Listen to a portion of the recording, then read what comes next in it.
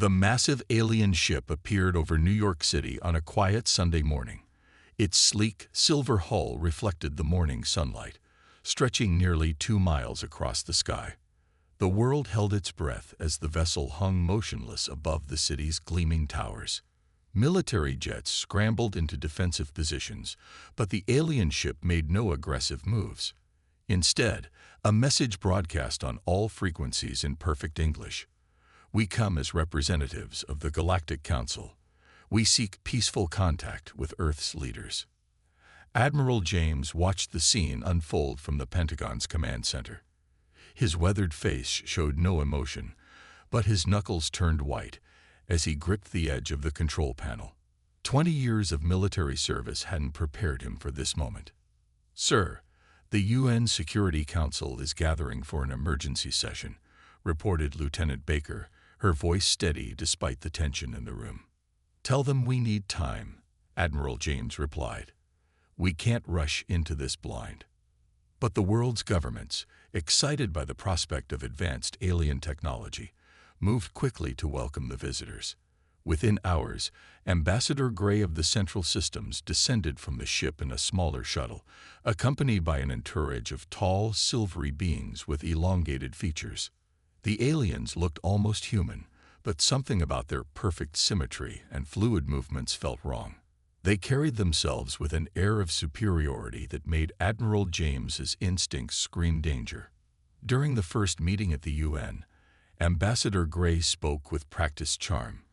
"We have watched Earth's progress for many years. Your species shows great potential. The Galactic Council wishes to guide humanity toward a brighter future among the stars." The world's leaders sat entranced by Gray's promises of advanced medical technology, clean energy, and faster-than-light travel. But Admiral James noticed the small details others missed: the slight contempt in Gray's tone when discussing human achievements, the careful way the aliens avoided certain technical questions. In the weeks that followed, more council ships arrived. They established a base on the moon, claiming it would help facilitate technology transfer. The aliens began offering small technological gifts: improved solar cells, more efficient engines, basic medical upgrades. But each gift came with strict limitations. "You're not ready for the full versions yet," the aliens would say. "These modified designs are more suitable for your current development level." Admiral James worked late into the night, reviewing every interaction with the Council. He assembled a small team of trusted analysts, including Dr. Wilson, a brilliant physicist who shared his suspicions. "Look at these power readings," Dr. Wilson pointed to her screen one evening. "Their ships are running at minimal capacity. They're hiding their true capabilities." "But why?" asked Baker, who had joined their secret investigation. "Because they're testing us," Admiral James replied. "Every gift, every interaction. They're assessing our threat level." Their breakthrough came when Dr. Wilson discovered a pattern in the Council's technological restrictions. Each limited design they shared had subtle flaws, weaknesses that would make Earth dependent on Council oversight and support. The Admiral presented their findings to a select group of military and government officials. "They're not here to help us," he explained. "They're establishing control. Every piece of technology they shared is designed to keep us vulnerable." But before Earth's leaders could act on this information, the Council made their true intentions clear. Ambassador Gray called for a special session of the UN to present what he called the Integration Treaty. The treaty's terms were brutal. Earth would submit to direct Council oversight, limit its military development, and provide resources and labor to Council projects. In return, they would receive appropriate technology and protection. "This is not a negotiation," Gray announced, his mask of friendliness finally dropping. "The Council has determined this is the best path for your species. Resistance would be unfortunate." As the world's leaders argued over the treaty, Admiral James and his team worked frantically to prepare for what they knew was coming. They had already begun secretly studying the Council's gifts, looking for ways to turn the aliens' own technology against them. "They think we're primitive," Dr. Wilson said as they reviewed their defensive plans. That's their weakness. They've shown us just enough of their technology to think they can control us, but not enough to see how quickly humans can adapt and improve upon new ideas. The Admiral nodded grimly. Let them think that. When the time comes, they'll learn that humanity doesn't accept chains, no matter how advanced the beings holding them might be. Little did the Council know. Their arrival hadn't marked the beginning of humanity's submission, but the start of Earth's greatest technological revolution. The coming days would teach them a harsh lesson about underestimating human determination and ingenuity. 3 days after Earth rejected the integration treaty, the Council showed its true colors. The attack began at dawn. Admiral James woke to blaring alarms. The emergency phone by his bed lit up with urgent messages. "Sir, Council ships are moving into attack positions." Lieutenant Baker's voice crackled through the speaker. "They'd disabled our satellite network." "How many?" James asked, already pulling on his uniform. 15 capital ships, sir. They're positioning over major military installations worldwide." The Admiral rushed to the underground command center. The massive screen showed Council vessels breaking formation, their sleek hulls opening to reveal weapon ports. Dr. Wilson was already there, her computers analyzing the alien ship's energy signatures. "They're powering up something big," she reported, fingers flying over the keyboard, different from anything they've shown us before. The first strike hit the Pacific Fleet. A brilliant blue beam lanced down from the clouds, cutting through the ocean's surface. When it vanished, 3 aircraft carriers and their escort ships had simply disappeared, leaving only steam rising from the sea. "My God," someone whispered in the command center. Ambassador Gray's face appeared on all screens worldwide. His perfect features showed no emotion. "This is a disciplinary action," he announced. "Your species has demonstrated its unwillingness to accept proper guidance. We will now provide a lesson in humility." The next targets were military bases. Council ships systematically destroyed airfields, missile silos, and naval ports. Earth's most advanced weapons proved useless against their shields. Fighter jets exploded before getting within firing range. Missiles vanished in mid-flight. But something was wrong with the Council's perfect plan. Their ships were hitting empty targets. "Confirm all bases evacuated," Admiral James ordered, allowing himself a small smile. "Yes, sir. Operation Midnight Move completed 6 hours ago. All critical personnel and equipment relocated to backup facilities." The Admiral's secret preparations had paid off. For weeks, they had been quietly moving forces to hidden locations, using the Council's own surveillance blind spots against them. Every time the aliens had shown them a piece of technology, Earth's scientists had studied not just its capabilities, but its limitations. In the command center, Dr. Wilson monitored the attack patterns. "They're using standard orbital bombardment protocols," she noted, "just like in their training simulations they shared with us. No tactical innovation at all." "Because they don't think they need any," James replied. "They expect us to break quickly." The Council's attack continued for 3 hours. When it ended, Earth's visible military infrastructure lay in ruins. Ambassador Gray appeared again, his expression now showing satisfaction. "Your defenses have been neutralized," he announced. "To prevent further destruction, you will immediately accept the following terms: complete surrender of all military forces, installation of council governors in all major cities, and immediate transfer of Earth's resource management to council control." The UN Security Council convened an emergency session. Most world leaders, seeing their military forces apparently destroyed, were ready to surrender. But Admiral James requested 5 minutes to speak.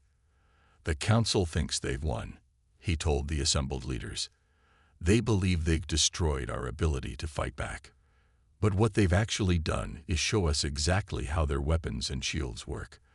And they've confirmed something crucial. They're predictable." Dr. Wilson stepped forward, presenting their findings. "Every piece of technology they shared has been altered to include tracking systems. They expected to use these to monitor us. Instead, We've used them to study them. We know how their shields modulate. We know their weapons' energy patterns. And most importantly, we know they haven't changed their basic tactical protocols in over 1,000 years. We're not beaten, Admiral James declared. We're ready to fight back. But we need all of you to stand together. No surrender. Not yet. In orbit, the Council ships maintained their threatening positions, waiting for Earth's response. Their commanders felt only mild annoyance at this delay. After all, how long could these primitives hold out against the galaxy's most advanced civilization? They were about to learn that humanity's greatest strength wasn't in its weapons or technology, but in its ability to adapt and innovate. The real battle was just beginning, and Earth had some surprises ready for its overconfident invaders. Dr. Wilson stood in the hidden mountain facility, surrounded by screens showing complex energy patterns.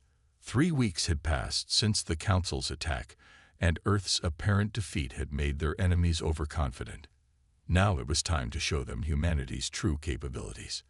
The Council's shield technology has a flaw, she explained to Admiral James and the gathered military leaders. They'd been using the same basic design for centuries. No one ever challenged them enough to make them improve it. On the main screen, a simulation showed a Council warship's defensive barrier. Their shields resonate at specific frequencies. They think these frequencies are impossible to disrupt because they've never encountered anyone who could analyze them properly. Admiral James nodded. And that's where they made their mistake. Exactly, Dr. Wilson smiled. They gave us simplified versions of their technology, thinking we couldn't understand the real thing. But humans have something they don't: creativity. We don't just copy technology, we reimagine it. In the facility's testing chamber, they had built a prototype of their new weapon. It looked simple, almost crude compared to the Council's sleek devices, but appearances were deceiving. We call it the resonance breaker, Dr. Wilson said. Activating the device, it sends out energy pulses that match their shield's frequencies, then shifts slightly out of sync. The effect is like hitting a wine glass with exactly the right sound to shatter it. Lieutenant Baker entered the room with urgent news. Sir, the Council ships are beginning their resource extraction. They're landing mining equipment near major cities. Perfect timing, Admiral James replied.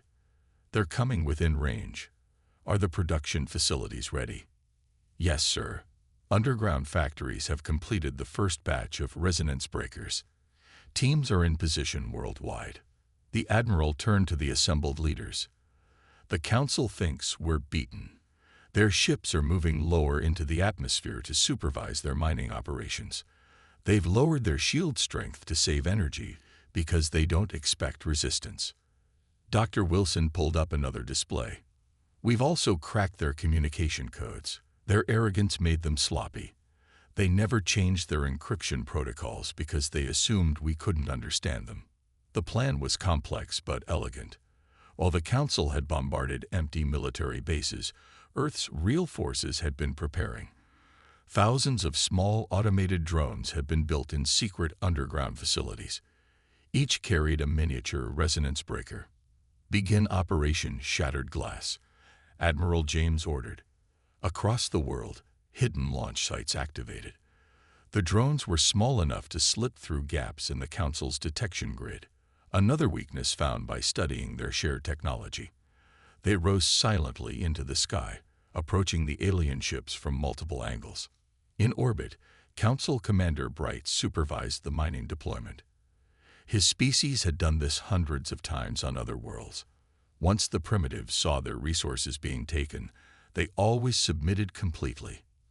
The first sign of trouble came from a mining ship near Moscow. Command, we're detecting strange energy readings. Our shields are fluctuating.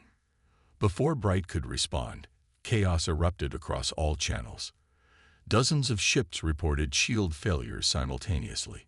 The supposedly primitive humans had somehow launched a coordinated attack that bypassed their most advanced defenses. In the mountain facility, Dr. Wilson watched the sensor readings with satisfaction. Shield disruption successful on 60% of targets in climbing. Without their shields, the Council ships were surprisingly vulnerable. Their armor was light. They'd never needed heavy protection with their advanced barrier technology. The second wave of Earth's attack began. Conventional missiles, now able to reach their targets. Multiple confirmed hits, Baker reported. Council ships are breaking formation. They're trying to retreat to higher orbit. But the humans had planned for this too. The drones followed the ascending ships, maintaining disruption fields. More Council vessels began falling from the sky, their crews forced to abandon ship and surrender. Commander Bright watched in horror as his fleet crumbled. How had this happened? How had these primitives defeated the galaxy's most advanced defense systems? In the mountain base, Admiral James watched the Council fleet's disarray with grim satisfaction. "Send the message," he ordered. All across Council communication channels, a simple transmission played. "Your shields are down. Your ships are falling. But we're not like you. We offer you a chance to surrender. Prove you're as civilized as you claim to be." The first battle for Earth's freedom had been won, not through brute force, but through human ingenuity and innovation. But this was just the beginning. The Council would soon face an even bigger surprise. Victory celebrations were still ongoing when the distress signal reached Earth. Admiral James was reviewing battle reports when Lieutenant Baker burst into his office. "Sir, you need to hear this," she said, activating the communication system. A desperate voice crackled through the speakers, speaking in the Council's language, but gradually switching to broken English. "Emergency. Colony Fleet 7. Drive systems failing. 3,000 civilians. Children aboard. Please. Anyone." Dr. Wilson entered the office, her tablet displaying signal analysis. "It's genuine, sir. A Council colony fleet is stranded in the Kuiper Belt. Their main drive systems have completely failed." Admiral James frowned. "Show me their location." The display showed 12 massive colony ships, drifting helplessly at the edge of the solar system. They'd been traveling to establish a new settlement when their experimental drive systems malfunctioned. Now they were trapped, slowly running out of power and life support. "It's not a military fleet," Baker confirmed. "Scans show mostly families, scientists, and support staff. They're not even properly armed." The Admiral sat quietly for a moment. Earth had just fought off the Council's military attack. Public anger toward anything Council-related was at its peak. Yet here was a chance to show what humanity truly stood for. "How long do they have?" he asked. Dr. Wilson checked her calculations. 5 days at most before life support fails. Their backup systems are already struggling with the cold out there. In the UN emergency session that followed, debates raged. Some leaders wanted to ignore the distress call. Let the Council handle their own problems. Others saw it as a chance for revenge. But Admiral James took the podium with a different message.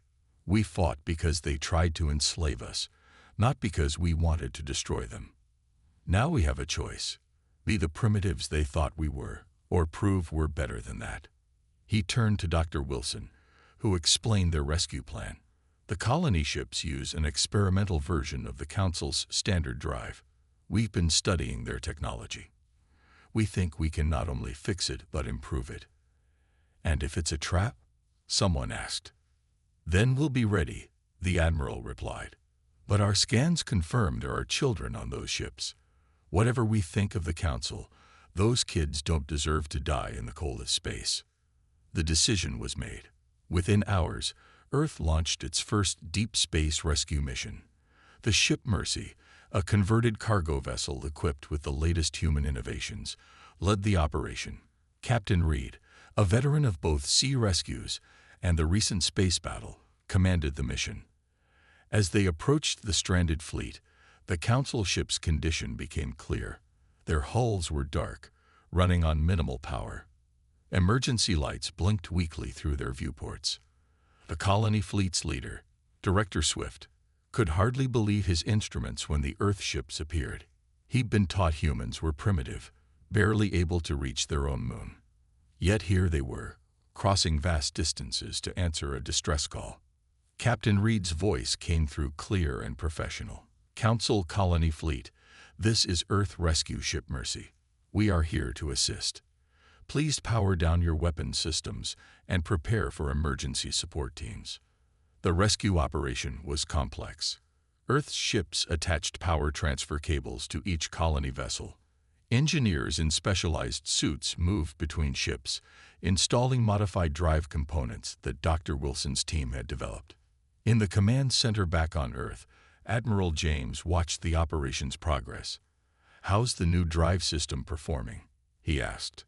Dr. Wilson smiled. "Better than the Council's original design.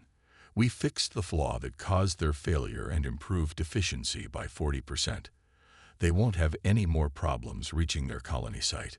The Council civilians watched in amazement as human engineers not only rescued them but improved their ships. Children pressed their faces against viewports, watching the Earth team's work.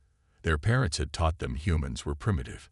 Now those same primitives were saving their lives with technology that surpassed their own. Director Swift's final message before departing touched even the most hardened hearts in Earth's command center. "We were wrong about your species. Our children will grow up knowing that humanity's true strength lies not just in its ability to fight, but in its capacity for mercy. Thank you." As the colony fleet departed, now safely powered by human-modified drives, Earth had won something more valuable than any military victory.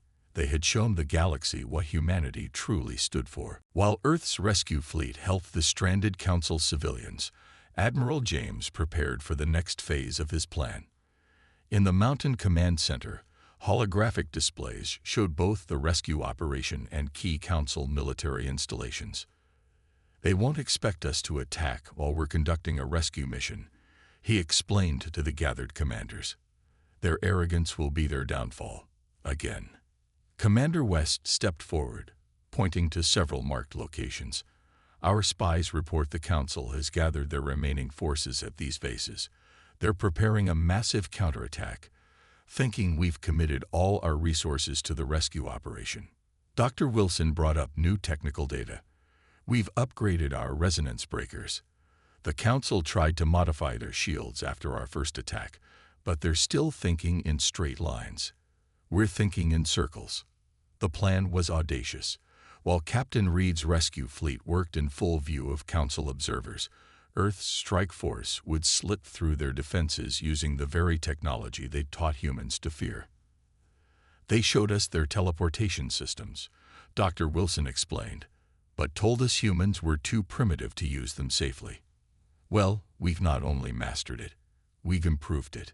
Lieutenant Baker monitored Council communications. "They're completely focused on the rescue fleet, sir. Their propaganda networks are busy trying to explain why primitives are saving their people." "Begin Operation Double Strike," Admiral James ordered. "All strike teams, commence teleport sequence." Across Earth, hidden launch facilities activated. But instead of conventional ships, specialized strike pods began to phase out of normal space. The Council had taught humans to fear teleportation's dangers. They never imagined humans would redesign the entire system. Commander West led the attack from the front lines. His strike pod materialized inside the Council's primary defense perimeter. Instead of appearing at predicted arrival points, the pods used random emergence patterns developed by Earth's scientists. "First wave successful," West reported. "Their internal sensors didn't detect our arrival." Moving to Phase 2. Inside the Council's largest military base, Commander Bright was still trying to explain to his superiors how he'd lost his fleet to primitive humans. Suddenly, alarms blared. Before anyone could react, human strike teams appeared directly inside their command centers. The Council's warriors reached for weapons, but the humans were faster. Non-lethal stun weapons, another Earth innovation, dropped defenders before they could fire a shot. "Base 1 secured," West reported. "Minimal casualties." Moving to secondary targets. Similar scenes played out across Council space. Strike teams appeared inside weapons facilities, command centers, and shipyards. The Council's mighty defenses designed to stop external attacks, were useless against an enemy that could appear anywhere. Meanwhile, at the rescue site, Captain Reed's team finished installing the improved drive systems on the last colony ship. Director Swift watched in amazement as the humans worked. "Your people are very different from what we were taught," he admitted to Reed. "We're full of surprises," Reed replied with a smile, knowing what was happening elsewhere, but maintaining a professional demeanor. Back in the mountain base, Admiral James watched both operations unfold. Status report. Rescue fleet reports all colony ships restored and ready for departure, Baker announced. Strike teams report 80% of targets secured. Council forces are in complete disarray. Dr. Wilson monitored the technical data. "They still haven't figured out how we modify their teleporters. Their sensors are looking for the wrong signs." The Council's military leadership had never experienced anything like this. Their supposedly invincible bases were being captured from the inside, while their propaganda networks showed humans helping their stranded civilians. Everything they thought they knew about Earth was wrong. Commander West's final target was the Council's supreme military headquarters. His team appeared directly in their war room, stunning the highest-ranking Council commanders before they could comprehend what was happening. "Supreme Command captured," West reported. "All primary military targets secured, awaiting further orders." Admiral James nodded. "Send the message." Across Council space, on every communication channel, Earth's broadcast played. "Your military bases are captured. Your commanders are in custody. But look to the Kuiper Belt. While we could strike at your heart, we also chose to save your children. Remember both when you consider what comes next." The Council's mighty military had fallen not to brute force, but to human ingenuity and surprise. And even in victory, Earth showed it could balance strength with compassion, something the Council had never expected from primitives. Phase 1 of Earth's Retaliation was complete. Now came the harder part, rebuilding the relationship between two civilizations on new, more equal terms. The colony ship's massive engines hummed to life, powered by Earth's improved drive system. Captain Reed stood on the Mercy's bridge, watching the final system checks. The rescue mission had entered its most critical phase. "All ships report ready," Lieutenant Kelly reported from her station. "The new drives are performing at 120% of original Council specifications." Director Swift's voice came through the communication system, filled with genuine gratitude. "Earth vessels were detecting incredible efficiency from the new drives." "How did you achieve this?" "Simple," Reed replied with a slight smile. "We looked at your technology with fresh eyes. Sometimes the best solutions are the ones nobody's tried before." The colony fleet began its move, forming a careful formation. 3,000 lives, including 800 children, were now safer because of human innovation. The Mercy and its support ships maintained escort positions, watching for any problems. Back on Earth, Admiral James monitored both the rescue operation and the aftermath of Operation Double Strike. Dr. Wilson rushed into the command center with urgent news. "Sir, we're picking up Council warships approaching the colony fleet's position," she reported. "They launched before we captured their bases." The Admiral stayed calm. "How many?" 5 capital ships. They're not answering hails from their own people." Captain Reed's voice crackled through the command system.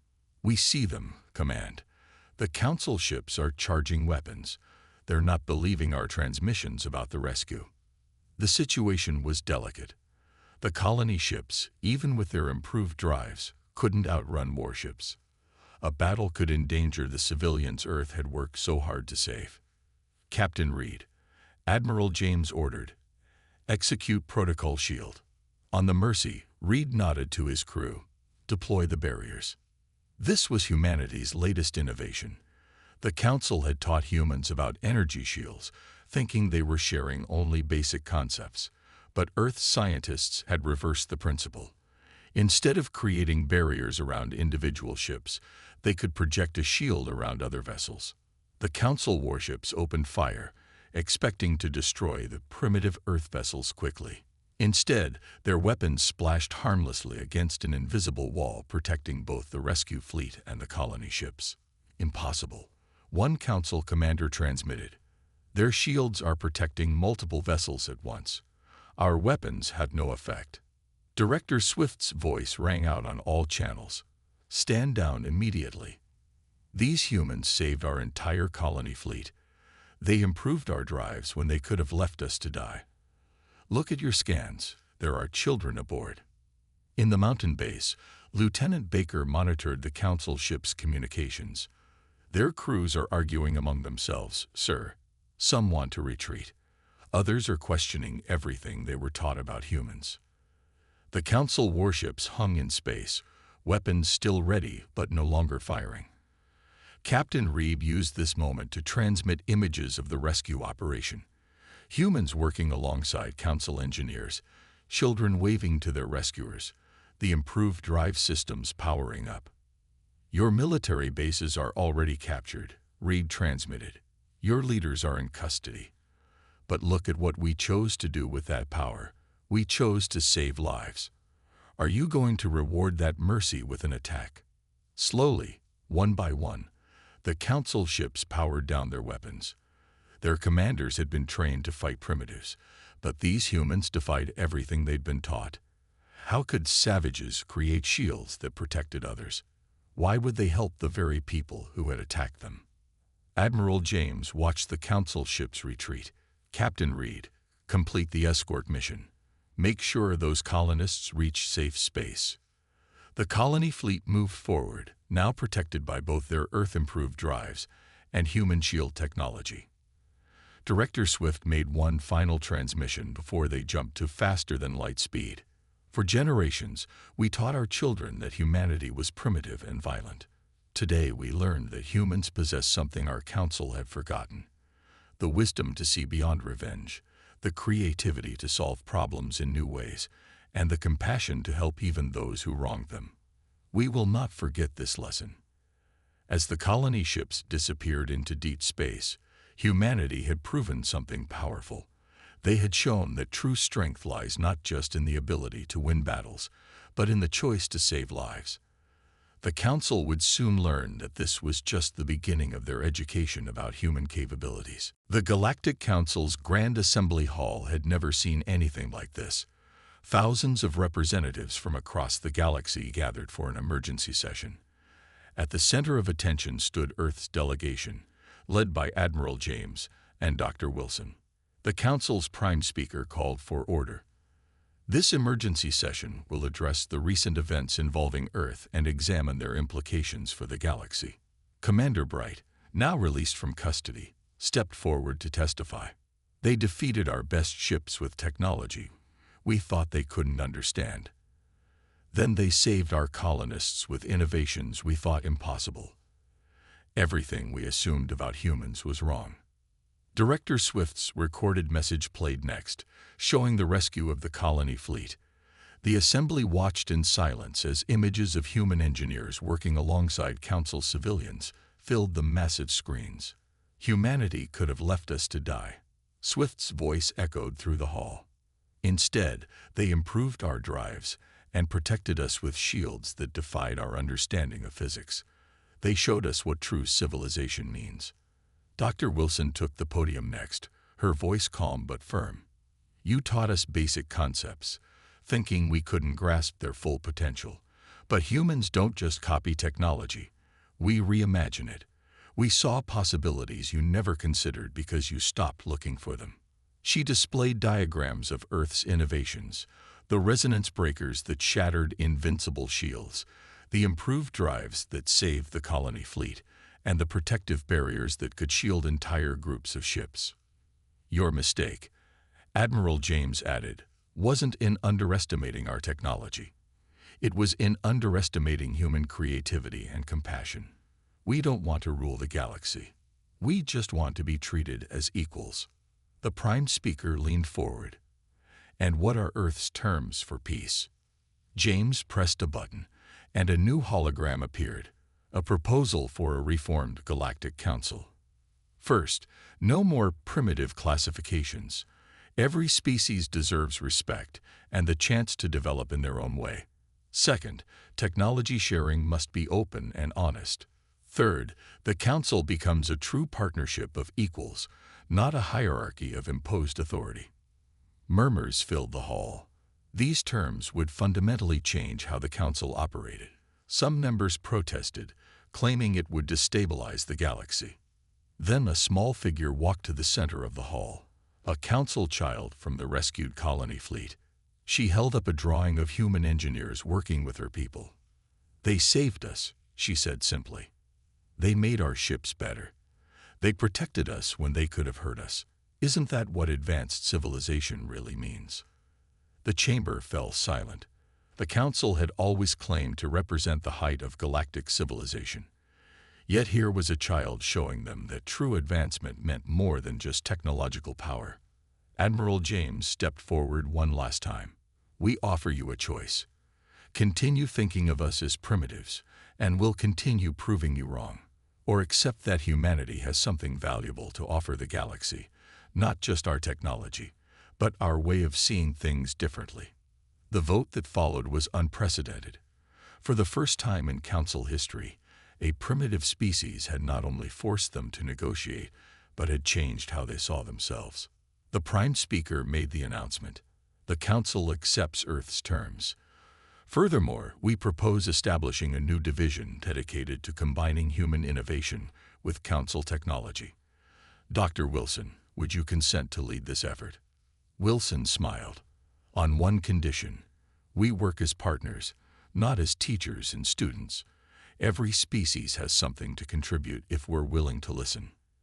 As the session concluded, Admiral James received an urgent message from Earth. Lieutenant Baker's voice was excited. "Sir, the improved drives we installed on the colony ships. Other Council worlds are requesting them. They're calling it the Earth Upgrade. People are already saying it's the biggest advancement in Council technology in 500 years. The Admiral shared a knowing look with Dr. Wilson. Humanity had done more than win a war or save lives. They had shown the galaxy a new way forward, not through conquest or dominance, but through innovation, compassion, and the willingness to see beyond old assumptions. As Earth's delegation prepared to return home, the rescued Council child approached them one last time, holding out a small gift, a crystal containing images of Earth's ships protecting her colony fleet. "My parents say you changed history," she said, "but I think you changed minds. That's more important, isn't it?" Admiral James knelt down to accept the crystal. "Yes," he replied, "because changed minds change the future, and humanity is just getting started."